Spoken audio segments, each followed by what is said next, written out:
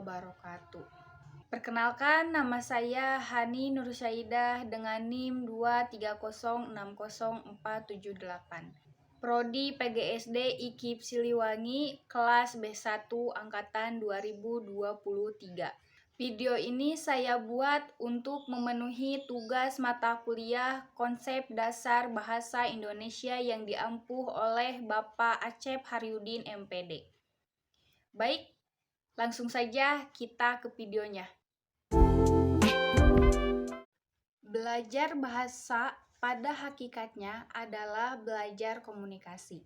Pendidikan bahasa Indonesia merupakan salah satu aspek penting yang perlu diajarkan. Oleh karena itu, mata pelajaran bahasa Indonesia ini diharapkan mampu menguasai, memahami, dan dapat mengimplementasikan keterampilan berbahasa, seperti membaca, menyimak, menulis, dan berbicara. Memiliki peran sentral dalam perkembangan intelektual, sosial, dan emosional. Pembelajaran bahasa Indonesia diarahkan untuk meningkatkan kemampuan komunikasi dalam bahasa Indonesia dengan baik dan benar. Dalam sebuah kalimat, kata benda maupun kata kerja saling berhubungan untuk menciptakan makna kalimat secara keseluruhan. Subjek yang biasanya berupa kata benda melakukan tindakan atau aksi yang dijelaskan oleh kata kerja dalam kalimat. Kata kerja pada gilirannya menunjukkan tindakan atau aksi yang dilakukan oleh subjek. Contoh, Ayu sedang membaca buku. Dalam contoh ini, Ayu adalah subjek yang melakukan tindakan membaca yang dijelaskan oleh kata kerja, yaitu membaca. Kata benda maupun kata kerja saling mempengaruhi satu sama lain dalam berbagai aspek. Pertama, jenis kata benda yang digunakan dapat mempengaruhi bentuk atau jenis kata kerja yang digunakan dalam kalimat. Kedua, beberapa kata kerja memiliki arti yang berbeda tergantung pada kata benda yang mengikutinya. Misalnya, di sini saya mengambil contoh kata kerja memecahkan dapat memiliki dua arti yang berbeda tergantung pada kata benda yang mengikutinya. Memecahkan masalah berarti di sini menyelesaikan masalah, atau di sini memecahkan gelas berarti menghancurkan gelas. Yang terakhir, pengaturan kata benda maupun kata kerja dalam kalimat juga berpengaruh pada makna kalimat secara keseluruhan. Perubahan urutan kata benda dan kata kerja dalam kalimat bisa mengubah struktur makna kalimat. Jadi, hubungan antara kata benda dan kata kerja sangat penting dalam membentuk makna sebuah kalimat. Pemahaman yang lebih baik tentang hubungan ini akan membantu kita dalam menyusun kalimat yang lebih efektif dan bermakna. Yang saya ketahui mengenai strategi untuk mengatasi kesulitan dalam memahami makna dalam bacaan bahasa Indonesia ada beberapa cara, diantaranya yaitu memperkaya pembendaharaan kata, ajarkan visualisasi bacaan atau membayangkan isi bacaan.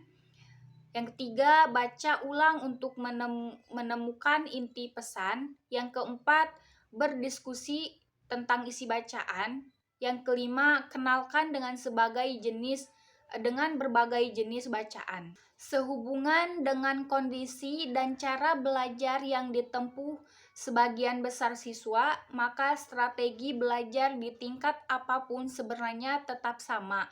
Menurut saya, kuncinya hanya dua hal, yaitu disiplin dan konsentrasi. Kita semua tahu bahwa cara belajar yang baik bukanlah bakat yang dibawa sejak lahir, melainkan terbentuk karena adanya latihan. Setiap siswa pasti mempunyai kemampuan membaca, mempelajari, dan mengerjakan soal.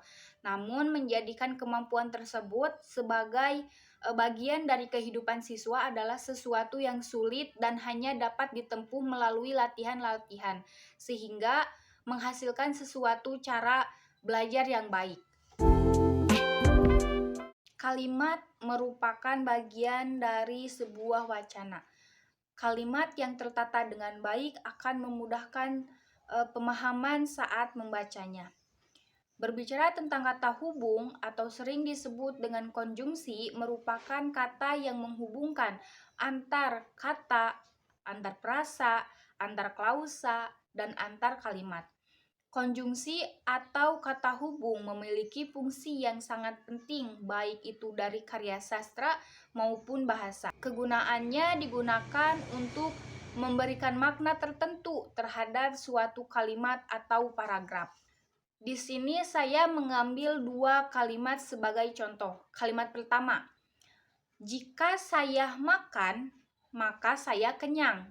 Kalimat kedua, saya makan sedangkan saya kenyang.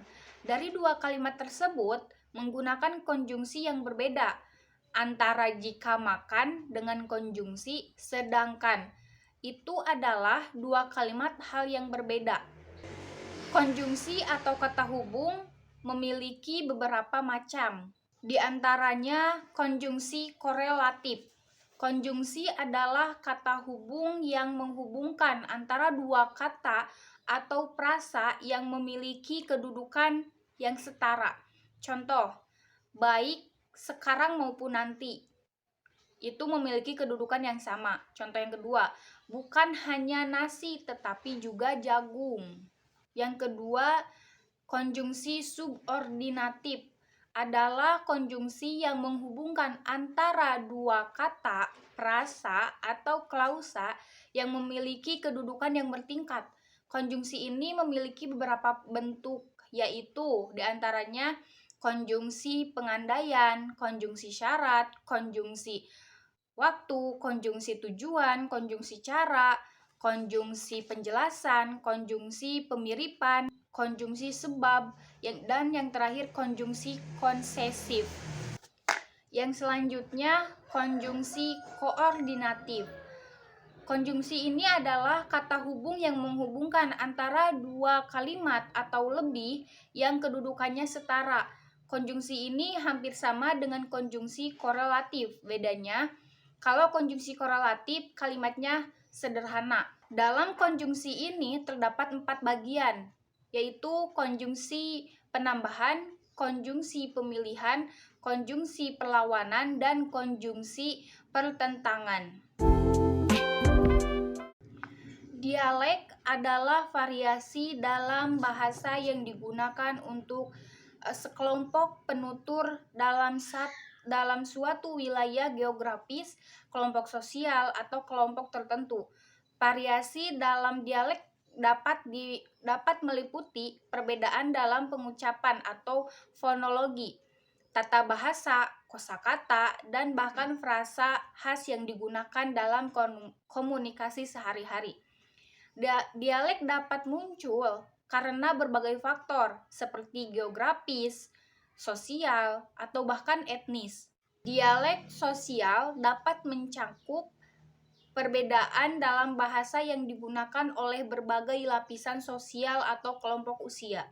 Dialek sering kali mencerminkan identitas budaya dan sosial penuturnya, dan mereka dapat memainkan peran penting dalam pemahaman dan identitas budaya dalam masyarakat. Peran sastra dalam memahami kebudayaan mencakup eksplorasi nilai-nilai, norma-norma, dan pandangan hidup suatu masyarakat yang tercermin dalam karya sastra. Sastra menjadi cermin dan penggali makna mendalam terhadap warisan budaya. Kemungkinan pembaca untuk meresapi dan memahami kompleksitas kehidupan manusia melalui beragam perspektif dan pengalaman. Sastra sebagai medium ekspresi budaya memegang peran sentral dalam membantu kita memahami kompleksitas, keberagaman, dan evolusi suatu kebudayaan. Melalui karya-karya sastra, kita dapat menggali nuansa, nilai-nilai, dan perubahan yang membentuk masyarakat. Ketika kita bicara tentang bahasa, ada dua gaya bahasa utama yang sangat berbeda, bahasa formal dan informal. Perbedaan informal dan formal sangat penting karena keduanya digunakan dalam konteks berbeda dan memiliki aturan bahasa yang berbeda pula.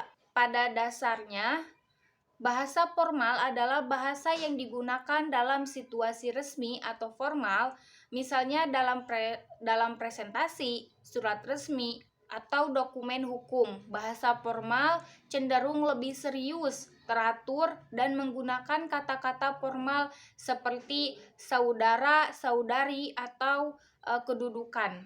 Sedangkan bahasa informal adalah bahasa yang digunakan dalam situasi santai atau akrab seperti dalam obrolan dengan teman dekat atau keluarga. Oleh karena itu, pahami perbedaan formal dan informal dengan baik dan gunakan bahasa yang tepat agar kita dapat mendapatkan hasil yang diinginkan dalam setiap situasi. Lalu, kapan kita sebaiknya menggunakan bahasa formal dan kapan sebaiknya menggunakan bahasa informal? Di sini bahasa formal lebih cenderung menggunakan kata-kata yang formal dan memiliki pola kalimat yang baku. Contoh situasi yang menggunakan bahasa formal adalah sebagai berikut, yaitu mewakili perusahaan saat rapat bisnis, menyampaikan pidato di acara seremonial, menulis surat resmi ke instansi atau perusahaan lainnya. Sedangkan bahasa informal di sisi lain digunakan dalam situasi santai atau tidak terlalu resmi. Di saat kita berbicara dengan teman atau keluarga, bahasa informal lebih fleksibel dan kadang-kadang mengabaikan aturan tata bahasa yang baku. Pemilihan antara bahasa formal dan informal mempengaruhi cara kita berkomunikasi dan mempengaruhi pemahaman orang yang kita ajak berbicara. Oleh karena itu, kita sebaiknya memilih bahasa yang tepat sesuai dengan situasinya, agar tidak menimbulkan kesalahpahaman atau bahkan yang lebih buruk lagi, melukai perasaan orang yang diajak berbicara. Belajar bahasa Indonesia merupakan langkah awal yang penting dalam menumbuhkan kemampuan komunikasi anak-anak di sekolah dasar. Namun, metode pembelajaran yang diaplikasikan juga memiliki peran penting dalam membentuk minat belajar mereka. Oleh karena itu, penting bagi kita untuk memilih metode pembelajaran yang menyenangkan dan efektif bagi siswa-siswa SD kelas rendah. Yang saya ketahui ada beberapa macam metode pembelajaran. Yang pertama, permainan bahasa, kegiatan berkelompok, penggunaan media visual, membaca cerita pendek, dan pembelajaran berbasis teknologi.